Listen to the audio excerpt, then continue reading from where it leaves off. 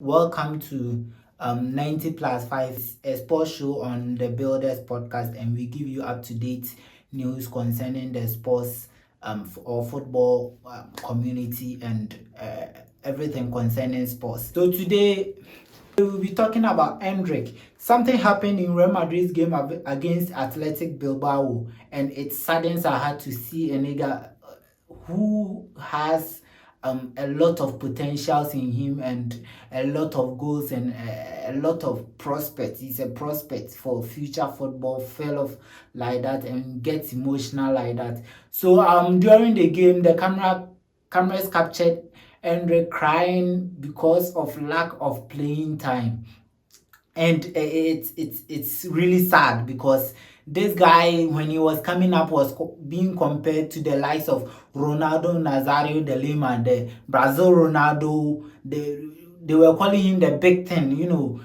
because of his style of play. They saw him as the next Ronaldo, but you see, it's almost mid-season and he has played only one match for Real Madrid, and it saddens. It's really sad the way he was crying on the bench as the cameras captured him. It was really sad, and I think if you do the comparison with his colleagues that during his era he was coming up with, you see the likes of Lamine Yamal, even Estivallo, who burst into the scene recently, is gaining more grounds in football than Endrick, and I think it's high time he takes the next step or makes a decision about his career, whether to leave Real Madrid or to stay up and be in the same condition, because I don't think at this juncture Real Madrid are not on their feet to allow for any experiment. That is why Endrick is not playing, because they want to win their games. They are competing with Barcelona in a tight title contention, and then in the Champions League too, things are not moving well as they thought it would. So there is no time for experiment. That is why I think Xabi Alonso is not experimenting Endrick as the number 9. And Kylian Mbappe is performing so well. He's in the form of his life. So why do you bench a player in the form of his life and play Endrick? But then you ask yourself, he is a human being. He has goals. He was enthused to play for Real Madrid. Like, he was very happy. I think under Xavi Alonso, playing one match as with the number 9 jersey, enye fekra, like enye nika, you see, enye nika. And I think under Carlo Ancelotti, he had a little bit more playing time because he played 22 matches last season, both starting and coming off the bench. Even in the Champions League, he played about 9 matches.